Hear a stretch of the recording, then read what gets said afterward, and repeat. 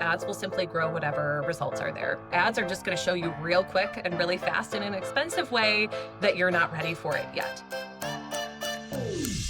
Welcome to Duo On Air, where we help you get seen, remembered, and wildly obsessed over by your audience. We're your hosts, Abby and Courtney, a pair of ex-agency besties who ditched the cubicles, the Minneapolis skyways, and the corporate jargon for work that matters, with people who inspire us every day. Today, we're a women-powered marketing agency serving brands worldwide, bringing those big agency results without the corporate price tag.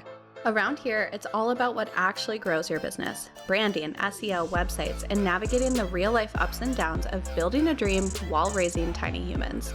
We're moms, wives, and best friend business partners in the trenches with you, making the hard stuff feel easy and a whole lot more fun. So pour a fresh cup, get comfy, because you're exactly where you need to be. Let's duo this. Welcome back to the Duo On Air podcast. This is episode number 211, and today we're talking about an extra hot topic: paid ads. Yes, your favorite organic duo is going to be bringing you inside the paid world, but with an expert, of course. We are joined by Jenny, the founder of Ads Uncorked, a paid advertising agency that helps product-based businesses grow through strategic ad campaigns across platforms like Facebook, Instagram, TikTok, and Google. And in this episode, we're going to get into when a business is actually ready to start ads, why so many Instagram and Facebook ads fail, the difference between boosting posts and running a real ad strategy, should you even boost a post, and how product businesses can use ads to grow in a way that actually makes sense. Because the truth is, ads can be incredibly powerful after an organic strategy is in place, of course, and we talk about that at the beginning. Jenny and her team have helped their clients grow to 6- and 7-figure numbers, and she has a whole story about that at the end, and you're not going to want to miss it. So let's go ahead and dive right in. Hi, Jenny. Thank you so much for being on the Duo On Air podcast. Thanks so much for having me. Really excited to chat today. I know. I'm so excited. We've met years ago at a conference and in Kentucky, right? I think that's the first time we met. Yeah. Mm-hmm. And yeah, that was just a lot of fun. And also it's just like so fun to connect with other people who do things that are just on the totally opposite spectrum of marketing, but still so incredibly valuable. So I'm so excited. I think everyone is going to love this episode because I get this question all the time of like, okay, so you don't run paid, like you do organic only. So do you not like paid? And I'm like, no, that's not true. I just think organic comes first, paid comes second. That's how we always position it. So I'm so excited to talk about what comes second today. Yeah. So, but anyways, why don't you tell us a little bit about you and Ads Uncorked and how you kind of got started? Yeah, absolutely. So, hello, I'm in Milwaukee, Wisconsin. I've got 3 little kiddos, ages 7, 5, and 1. And my husband is also an entrepreneur. So we are kind of that crazy entrepreneur couple that always has way too many fires going at a time, but we absolutely love it. And we love to what being, a business owner provides us lifestyle wise, that we do a lot of travel as a family. In fact, we spent 100 nights in a camper a couple of years ago. That was a dream that we had. Traveling cross country and being able to run our businesses on the road was really a dream come true for us. So we're those crazy serial entrepreneurs. But yeah, I've got a team behind me here. We've got a team of 6 that help run ads for all of our clients. So we run ads for specifically product-based businesses. Most of them are in Shopify, and our specialty really is in growing their stores to multi-6 and multi-7 figures. Every year through Facebook, Instagram, Google, and TikTok ads. Awesome. I love it. Yeah. I was reading a little bit about your RV and like your story on your About page that you had talked about, which is so fun. Yeah. And also we're very close, which I always forget that I know. I'm in Minnesota, but right. Minnesota, Wisconsin, we're neighbors. So Right. I love it. So how did you get into ads? What did you do? Was it something that you were just like, oh, I am very passionate about it? Or were you doing it previously before you started Ads Uncorked? Yeah. So in my previous life, I was a math teacher. I taught middle school math, and I did that for a couple of years. I loved it. But due to some unforeseen medical condition, I had to actually step back from teaching. And that left me really unsure what I was going to do with my life, because I thought I was going to be a teacher forever. And then I realized that I wasn't going to be able to anymore. So my husband, we had just gotten married, we just bought our house, and then I had to leave my job. And I'm like, well, what now? And he's like, well, if you could do anything, what would you do? And I'm like, well, everybody in my family's an entrepreneur, so like maybe I could open a business. But I had never taken a marketing class in my life, not a marketing, no business classes, like nothing.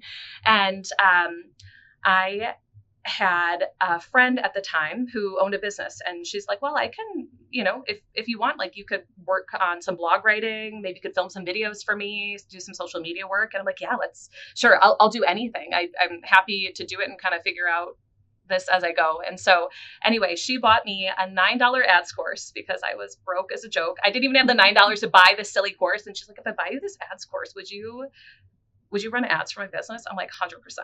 So she bought me this ads course, and then I just dove headfirst into the world of ads. I absolutely loved it. I opened up actually kind of a custom woodworking business as well while I'm learning ads. And I started selling actually custom farmhouse tables.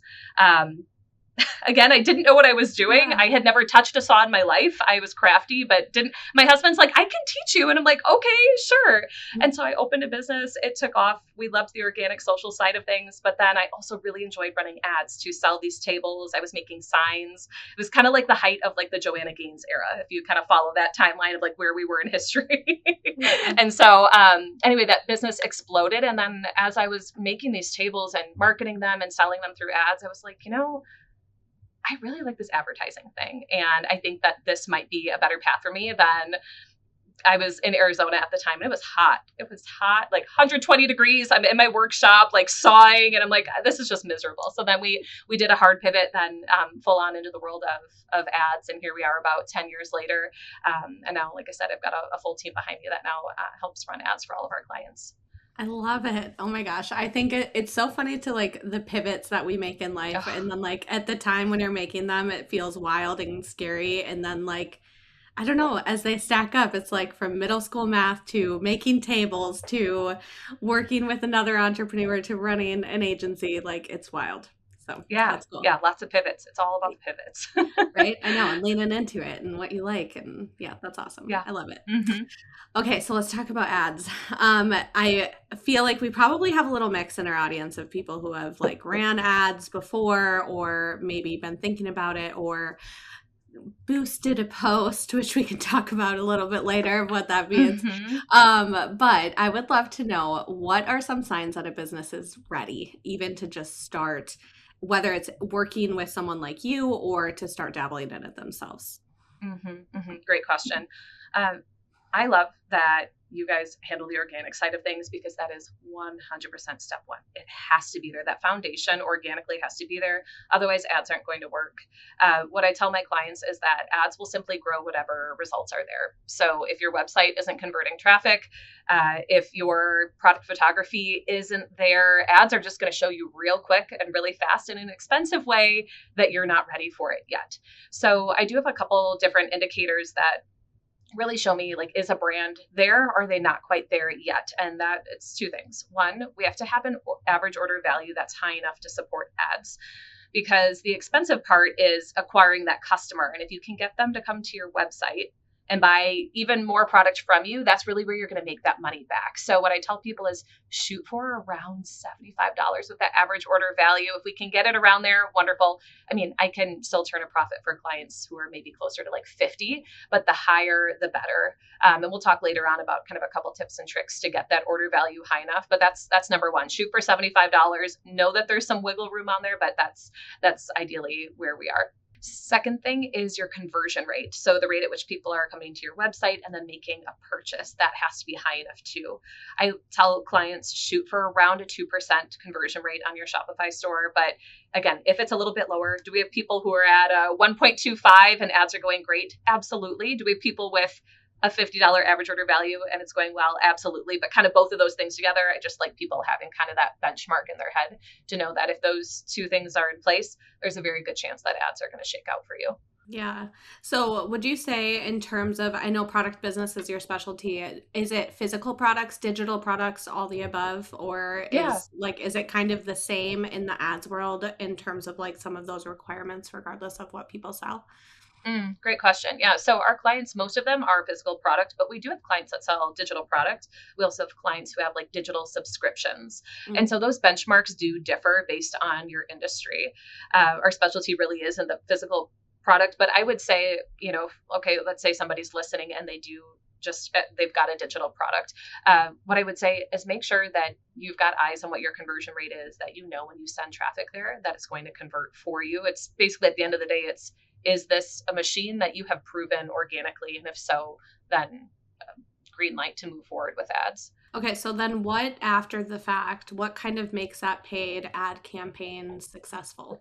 Lots of people are fixed on what the return on your ads is, which is extremely important.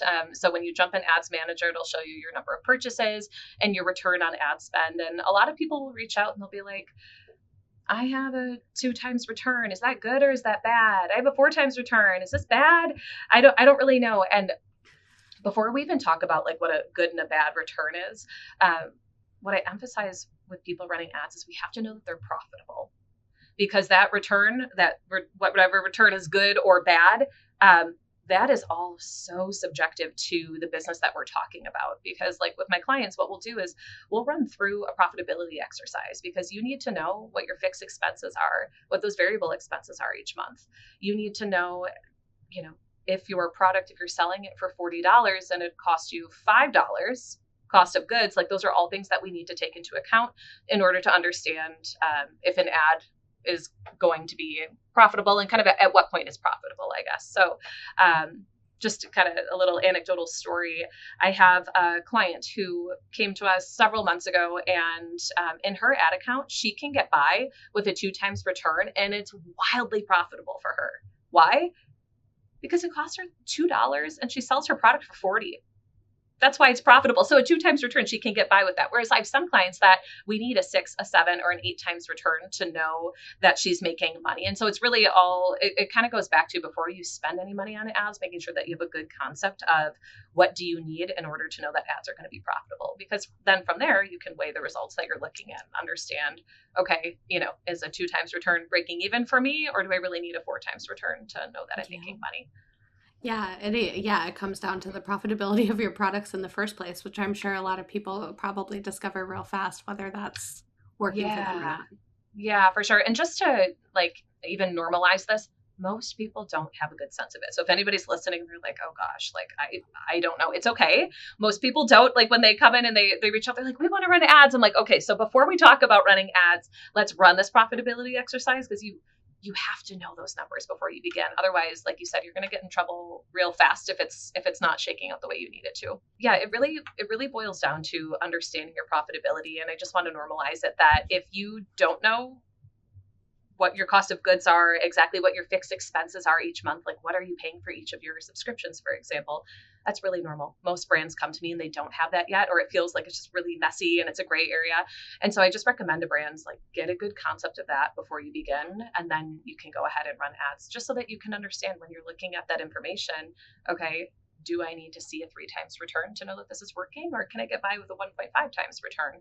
Because that's going to help you be a lot less stressed out when analyzing the information that you're seeing from Ads Manager. I'm sure everything has changed right now too, with like tariffs and like the increase of cost of goods. And it's almost like now is probably a good time in general just to do that for your business. Yeah, 100%. Right. Because everybody's, cost has changed a lot over the last year. Yeah, especially for physical products, for sure. So are there certain products that are just naturally easier for you to run ads on, or do you feel like it's more of the marketing strategy behind it? Yeah, great question. So the brands that I guess they'd be the ones that I find easiest. They're the brands that we run ads for, would be our children brands, our mother brands, our home decor. Really, honestly, though, what it boils down to, like if I look at what does the mama baby brand have in common with the home decor brand, have in common with the subscription box, honestly, at the end of the day, it boils down to a website that's aesthetically pleasing and converts traffic. And then also just making sure that you've got really nice product photography and video. I think you could sell just about anything. We also have worked with a good number of pet brands too, but really at the end of the day, they're just brands that are willing to invest in first the organic foundation and then having quality content that we can put ad spend behind. Yeah. Yeah, I can attest as a mom that the amount of things I buy on Instagram, Yeah. it is, yeah. Yeah, the influence is there. Oh yeah, Yeah. 1,000%. So I can absolutely see that. Okay, so what are some of the biggest mistakes that you see if maybe like you've hopped into someone's ad account or you like are hearing a story about someone else who's running ads? Like what are some of those big mistakes that people are kind of making, whether they run it themselves or with someone else? Yeah, great question. So I audited over 100 ad accounts last year. That was kind of one of my big initiatives Wow. is let's get eyes on as many ad accounts as we can. So I did over 100 audits of business owners, and there are two things in common that happened over and over and over that have wasted thousands of dollars for each of the business owners that I looked at, up to thousands of dollars. First, don't boost. Do not boost a post. It is just the biggest waste of money. It is the biggest it's the biggest lie that Meta serves us that says, "Oh, why don't you just click this promote button and we'll serve it to thousands of people." That's really enticing, right? But there's a couple different issues with that.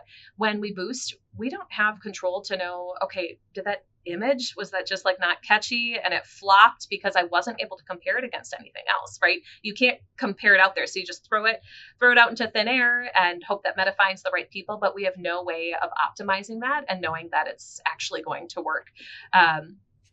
Another thing too is that Meta these days puts on a 30% charge on top of it. So every time you're clicking and let's say you boost it for $50, they're charging you an extra 30%.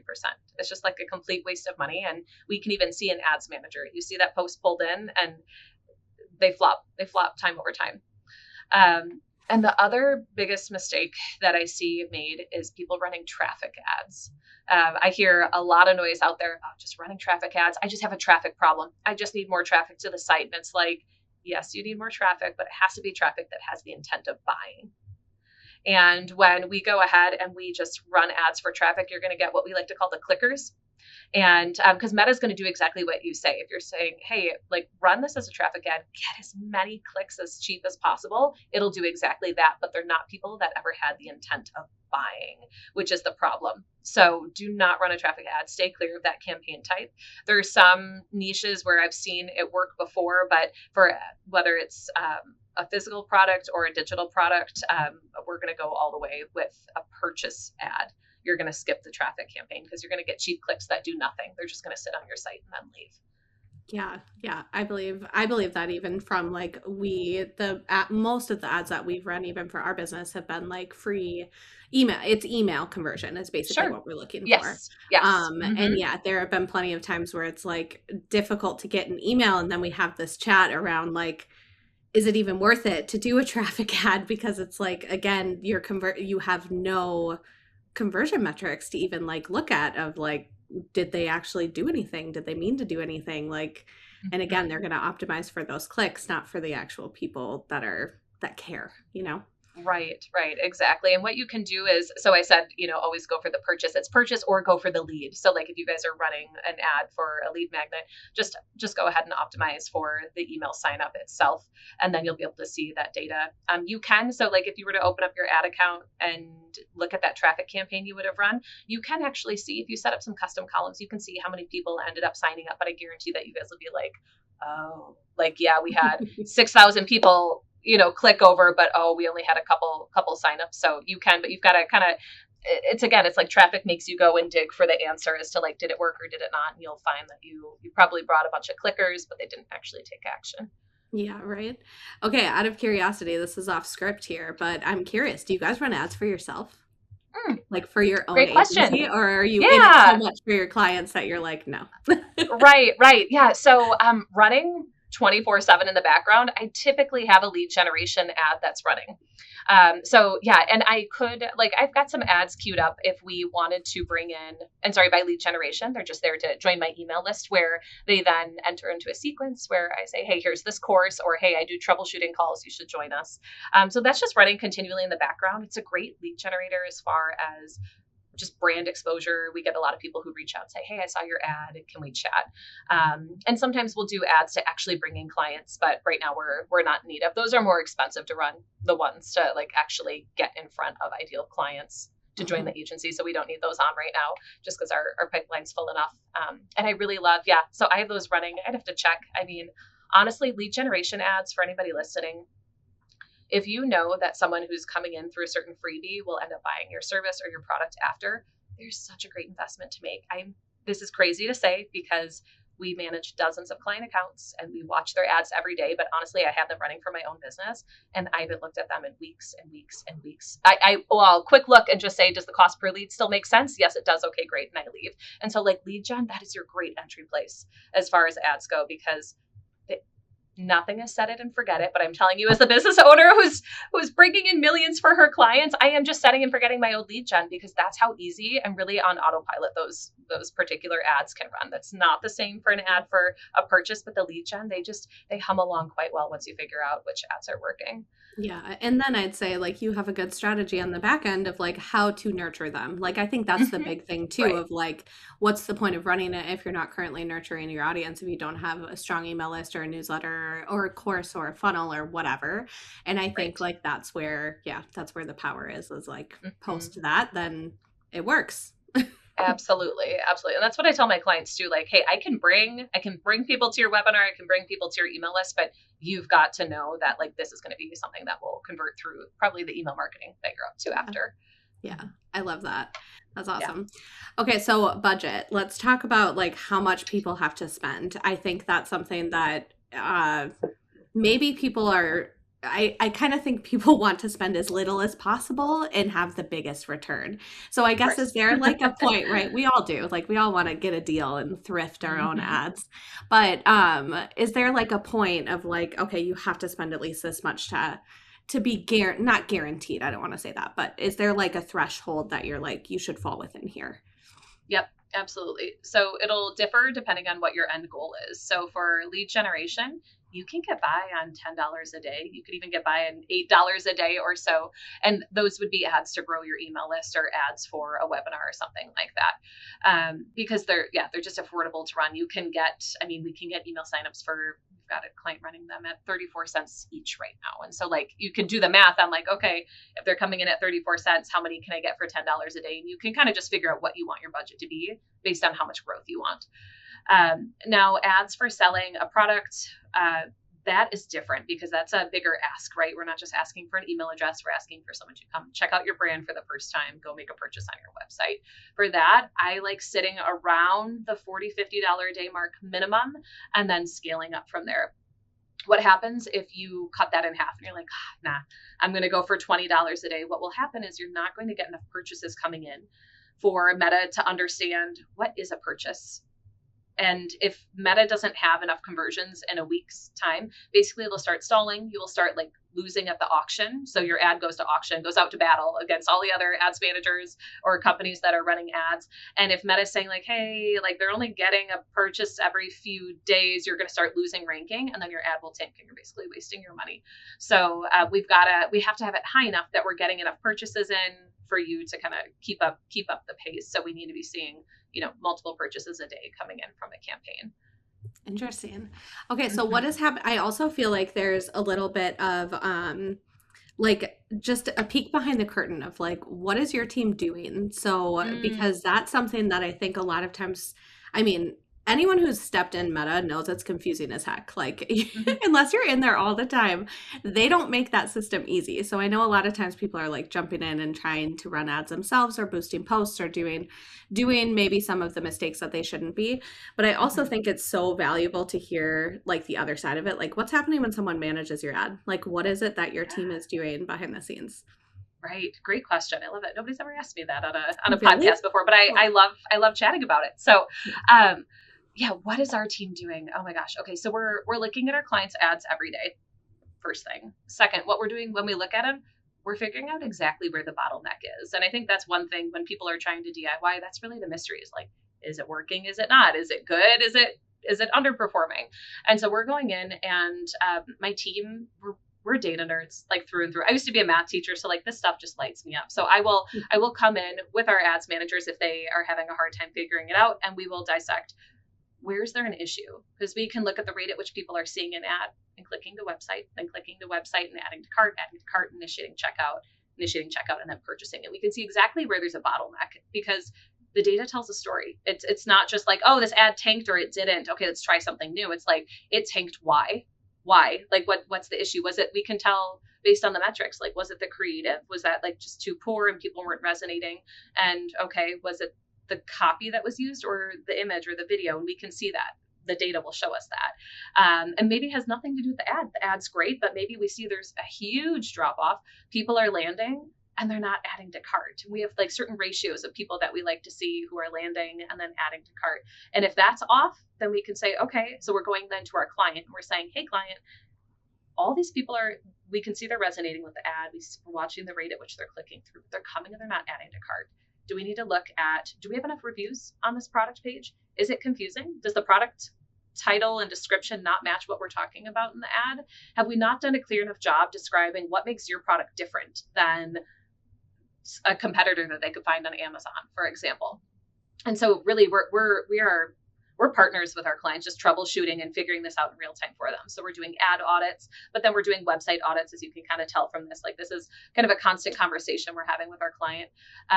If things are humming along and doing well, what we're up to is brainstorming new creative concepts that we haven't yet tried. We've got a designer on our team, so we'll be connecting with her and making sure that, we're kind of keeping 2 steps ahead. So like, if you have an upcoming promotion in May, we're getting that over to our designer in March so that we know that we're going to have all that creative to our clients in time for their upcoming promotion. So yeah, that's a little peek at what we're up to over here.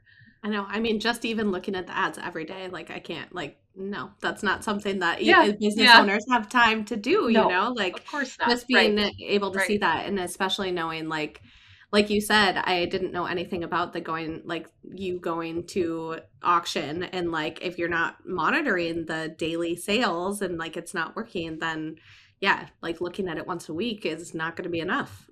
Mm-hmm. Right. Yeah, that's interesting. Okay, so you talked a little bit about creative and how your team is kind of doing that. Do you have any tips on like whether it's from the conversion, like the landing page standpoint, or from the actual ad creative, like what tends to work best? Yeah. So I'd say my biggest tip for anybody who's looking to DIY this is, when you do set your ads live, make sure you have about 5 ads somewhere. You can plus or minus a couple on either end, but we need a handful of ads running, and I want them to all look so very different from one another.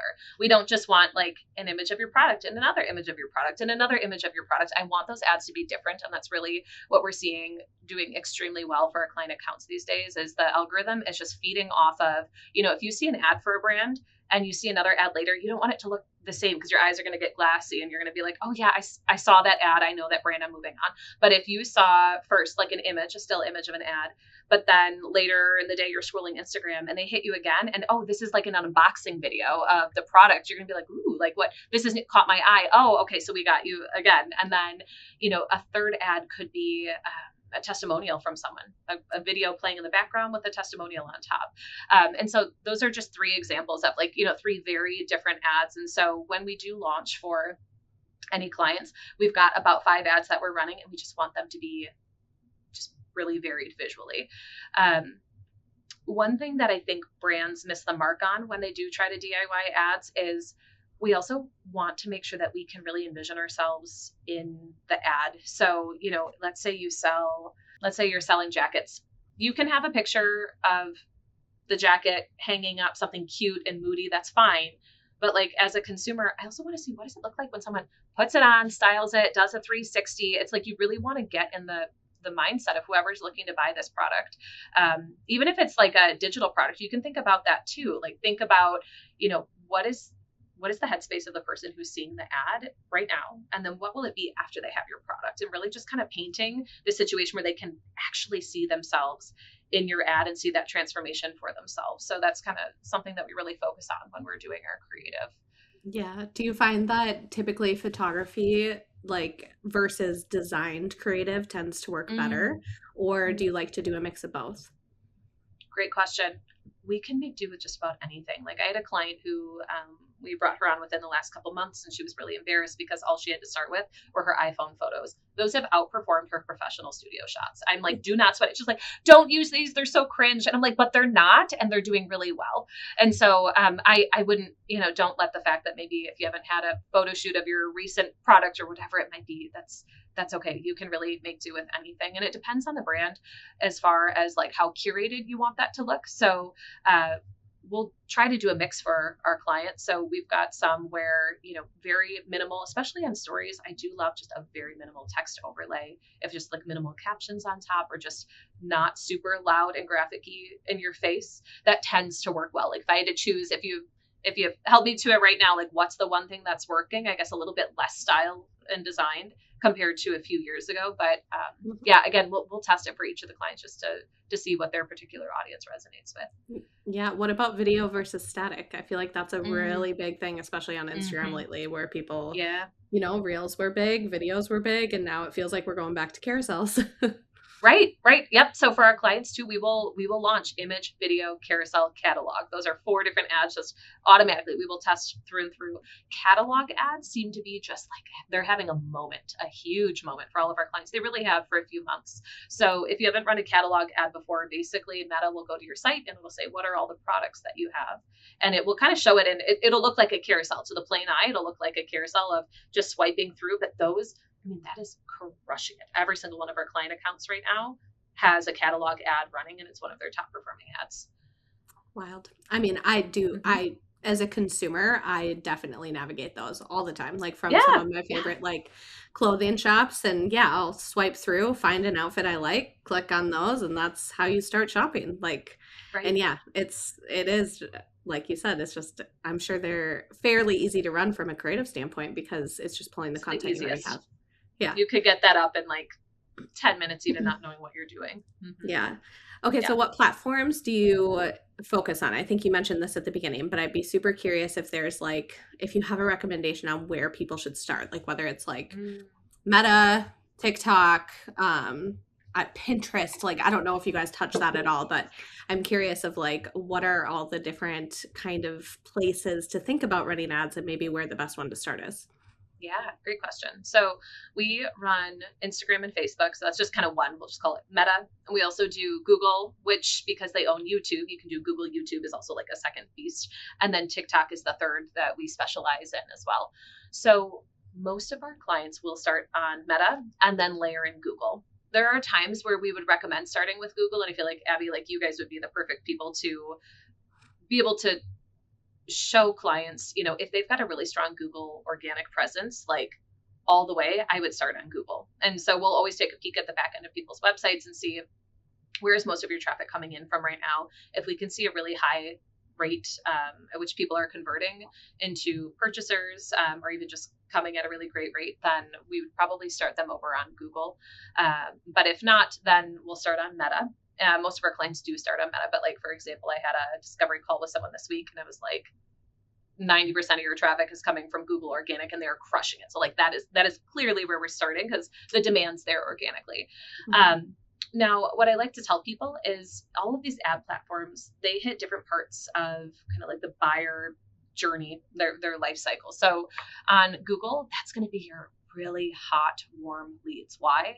Well, they're jumping into Google and they're searching, for example, you're searching Facebook and Instagram ad agency. Okay, so you're a warm lead, like you're looking for that. Whereas like I could find you, for example, over on Meta and I can run ads, like I said, to like bring in leads into my business.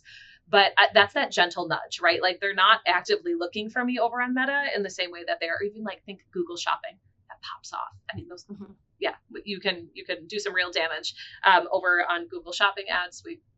They're run through a performance max. Not that matters, but on Meta, what we're doing is we're just like that gentle nudge. Like, hey, did you know that we generated $14 million for our clients last year? Oh, hey, take a look at what I'm doing. Oh, hey, take a look at what I'm doing. It's kind of like just like a soft, gentle like nudge. Like, look at this, look at this, look at this. Whereas Google, people are coming and they're hot and warm already. So that's kind of that differentiator. However, they play together so nicely, right? So like we can plant the seed over on Meta. We can find all these new people who didn't know about your brand And then what we're doing is we're sealing the deal by showing them also and kind of retargeting them essentially through Google. We'll retarget on Meta too. Can you do that, retarget cross-platform?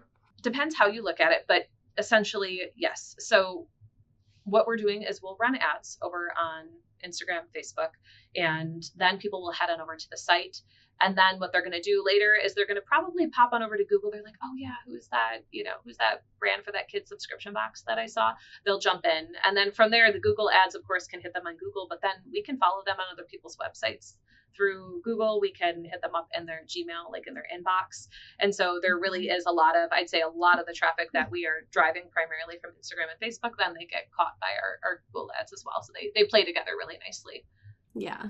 Yeah. I think that's something that just from my past life in an agency, like we worked with vendors all the time who would, you'd cross from apps to Google to banners on websites, and like you can follow a singular person. But I also think that without that experience working at the agency and running campaigns like that, I would have no idea that capability is even there, which is, right. It's like, it is creepy, right? From a human standpoint, but it's also so powerful from a marketing standpoint of like, you're targeting a person. You're not targeting these like bulleted metrics, which is kind of cool.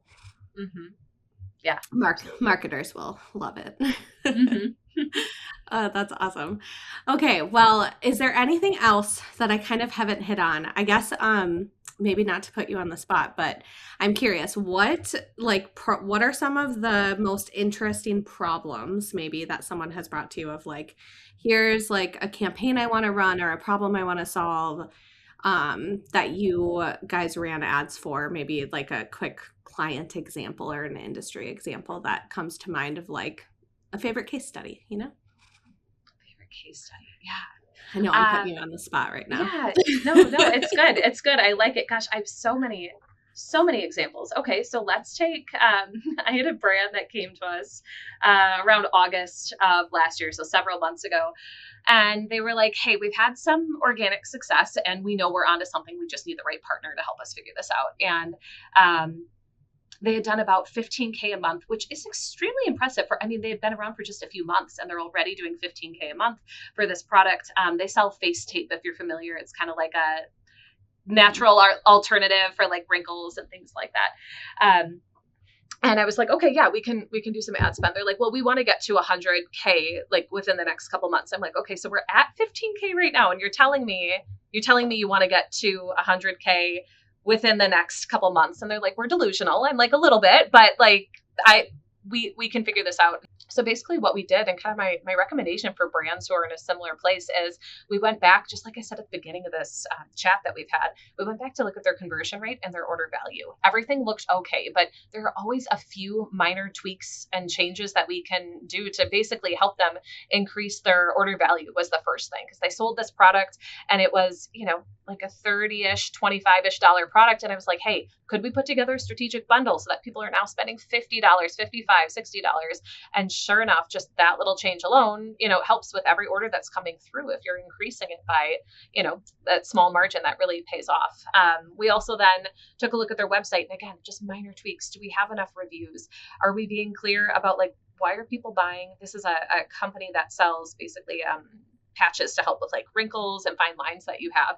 And I was like, well, why your product over others? Like, well, it's natural, organic, cruelty-free, vegan. And I was like, okay, a lot of these brands aren't, and they're full of like all these chemicals and toxins. Like, let's talk about that because that's really your differentiator. So we helped them with a couple different tweaks like that on their site. And we were successfully able to grow them from that like under $20,000 mark to 100K in about 2 months. And now they're on their way to a 200K month. And this is a brand that's been in business for less than a year. So I think that just goes to show, if you are making those strategic moves to help set yourself up organically for success, ads can really grow that. And I have, Abby, for any of your listeners that want it, I've got a couple different resources that basically they go really in line with the story that I just told.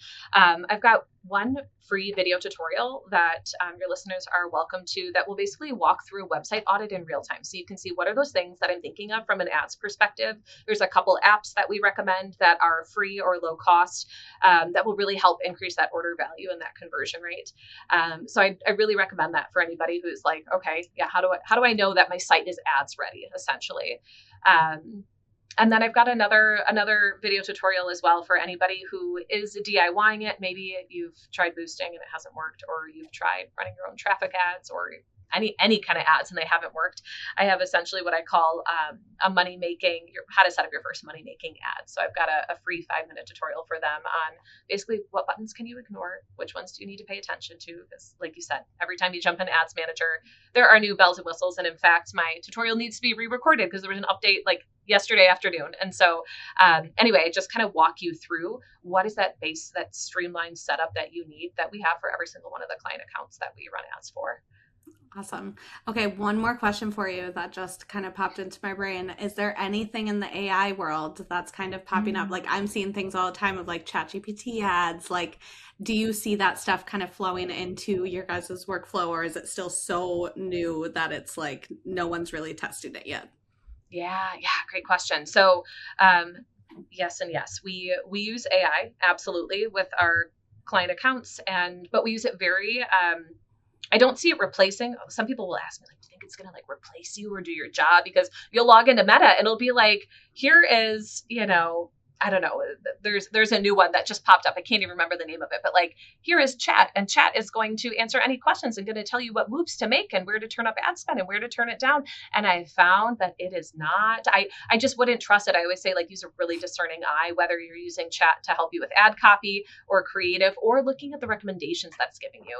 I have found that it does not replace that human element at all. And someone asked me the other day, like, do you think you're going to lose your clients because there's this new, Meta chat agent? Don't like 100% not. Questions? Yeah. I'm like, no, I'm like, I'm literally, I am not worried for a moment because that chat agent isn't going to hop on over to your site to help you figure out what isn't working. That's going to make your ads work better. And, there's templated responses that all of us use in our businesses in different ways. And that's kind of what these chatbots are doing. But ways that we are using AI in our business, well, we will use it if we need some help with maybe like getting in the headspace of, like, we've got a client that sells horse food.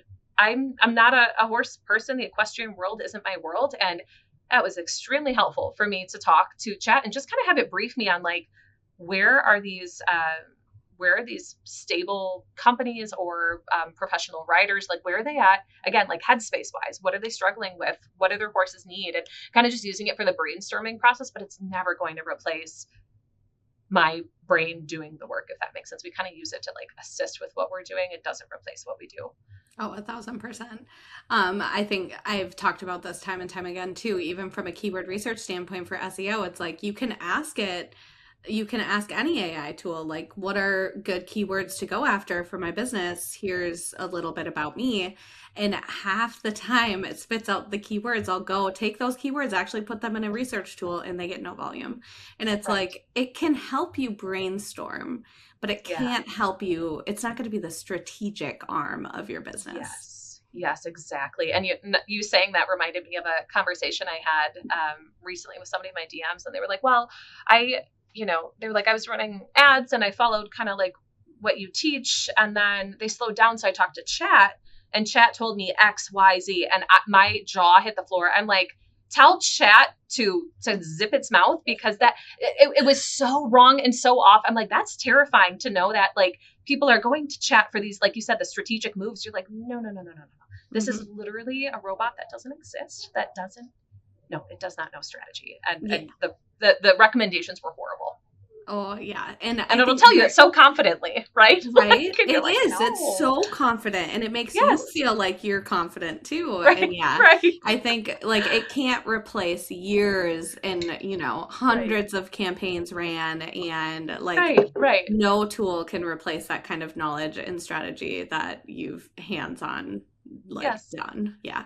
Right. But yes, I do love those questions. Do you think your job is going to go away? And it's like, no. It is not. If anything, it's going to make it stronger, because people are going to do those things and then realize that it's not solving their problems. Yeah, that, and I think too, I was talking with my husband about this the other night. It's like, I think the people that can figure out how to use AI strategically to help enhance their skill set, that's where the future is going. Like, I don't think the answer is like, shut it all down and we don't use it. And I don't think the answer is like, use it instead of your brain. It's like in the middle. It's like, how can I use this to enhance what I'm making for my clients? That's, I think, where the real power is for like marketing professionals. 1,000%. Yeah. That's why we say it's our intern. It's our intern, Right. not something that is going, like, ultimately you can't hand off an entire role to it. It can help you be a little bit faster, but at the end of the day, yeah, still needs a lot of oversight and hand holding. Right. Oh, that's awesome. Okay. Is there anything else you want to leave our audience with? Any last minute thoughts if someone's thinking of running their first campaign, maybe? Yeah. If somebody's looking to run their first campaign, shoot me a DM. More than happy to chat. I'm always there in the DMs answering questions about, hey, this, I tried this and it didn't work. What might have happened? Reach out, because I'd be happy to take a peek. I offer complimentary website audits where I'll just go in. I'm not going to do a full blown audit for you, but I will just let you know. Again, I'll collect some of those kind of key indicators from you and let you know, like, are you ready and on your way? So that's kind of thing number one. And the second thing is, again, look at that conversion rate. I want that to be around that 2%, can be a little bit under, but around 2%, and then have that order value be around $75 or so. That's really going to show you that you're on your way. And then also make sure that you've got some image and video assets. That's the other thing. And again, you don't need a professional shoot. You don't have to partner with a content creator, which would be awesome, but you don't have to. Some of our brands don't work with content creators at all, and you can shoot with your iPhone is just fine. So just make sure that you've got kind of those pieces in place so that when you jump into Ads Manager, you're ready to go. You're not just kind of sitting there and figuring out, kind of thinking through what are the things that I don't have that I still need. Yeah. Okay. Where can everyone go to find you? We'll make sure all of these links, including those two video resources, are in the show notes for people. But what is your Instagram handle, website, all the things so that people can come find you? Yeah, for sure. My website is adsuncorked.com. That's ADS, adsuncorked.com. And then I'm over on Instagram and Facebook at Ads Uncorked as well. Awesome. Well, thank you so much for sharing your knowledge and experience in this space. I know people are going to love it. So we did. Thank you for having me. Yeah. It's time for a refill. Thanks for tuning in to another episode of Duo on Air. If you loved hanging out with us today, here are 3 quick ways to support the show. 1, subscribe so you never miss a new episode. 2, share this episode with a biz bestie and tag us on Instagram at duo.collective. And 3, leave a review because we love hearing from you. Finally, keep sharing your episode ideas. We love creating content for you. Head over to duocollective.com to catch up on all the latest episodes, brand and website makeovers, SEO tips, and so much more. See you there. Let's duo this thing called business together.